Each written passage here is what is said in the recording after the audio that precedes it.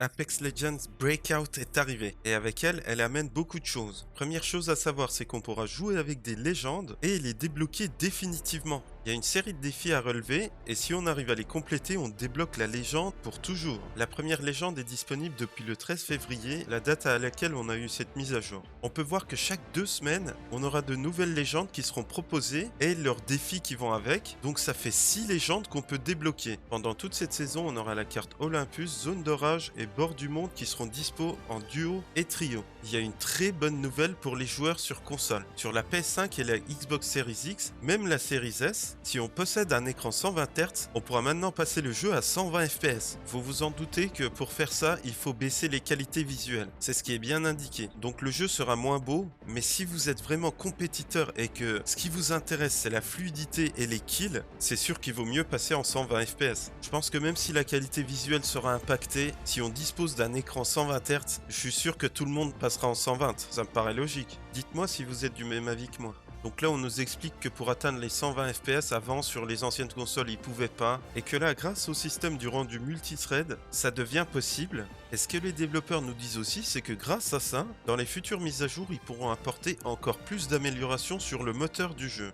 Dans les créations, il y a eu une refonte complète du système de création qui devient beaucoup plus intuitif.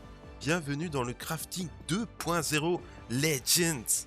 On nous explique qu'il y a eu de nombreux changements pour les réplicateurs. Maintenant, ils sont gratuits et ne nécessitent plus de matières premières, qui ont été supprimées, et les rotations de création avec. On nous précise que quand on ouvre le menu de création, les options disponibles ont été réduites. Je pense que pour l'ergonomie et la fluidité in-game, ce sera plus simple pour nous. La fabrication d'un objet va épuiser ce réplicateur pour nous, et il faudra trouver un nouveau réplicateur si on veut fabriquer un autre objet. Donc on nous dit de bien choisir. Ce qui est précisé aussi, c'est qu'avec ce système d'utilisation unique, il y aura plus de réplicateurs sur la map. Dans chaque partie, on pourra en trouver 12, plus un largage supplémentaire au début de la 4e manche. Pour fluidifier tout ça, l'interaction avec les réplicateurs a été accélérée, l'inventaire est accessible depuis le menu de création, et les objets imprimés non récupérés s'éjectent automatiquement du réplicateur après un certain temps. Ce qu'il faut savoir aussi, c'est qu'avec la disparition des matières premières, dans la boutique de Rempart, toutes les armes de paintball de Big Mode sont désormais gratuites, mais les distributeurs mettent un certain temps à les produire. Donc une fois qu'on aura obtenu l'arme gratuite, on peut pas en demander un autre. Mais le bas peut toujours voler une deuxième arme avec son marché noir. Big Mode propose par ailleurs un plus grand nombre d'armes différentes, mais voit les armes équipées d'accessoires dorés disparaître dans son catalogue.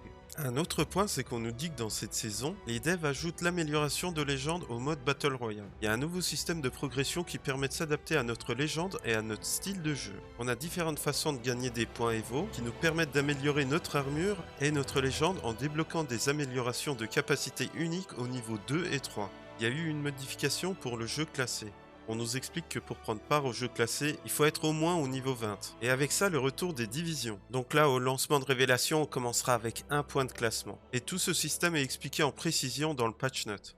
Dans la structure des niveaux, les devs disent avoir pris connaissance de nos commentaires pour apporter quelques changements dans les parties classées de révélation. Les épreuves de promotion ont été supprimées, les parties provisoires ont été supprimées aussi, les relégations et la protection contre les relégations resteront identiques à celles du jeu classé de la saison Embrasement. Et on gagnera plus de PC. Ça fait quand même une grosse mise à jour, hein. Il y a quand même beaucoup de choses qui ont été revues. Ça fait un moment que j'ai pas joué à Apex, mais là je pense que je vais le retester. C'est à peu près tout pour cette mise à jour. Dites-moi dans les commentaires ce que vous en pensez, si vous jouez toujours à Apex ou si vous aviez vous aussi fait une pause, et si cette mise à jour vous a donné envie de revenir. Dans tous les cas, j'espère que cette vidéo vous aura plu. Si c'est le cas, n'hésitez pas à mettre un pouce vers le haut, à vous abonner à la chaîne, et moi je vous dis à la prochaine.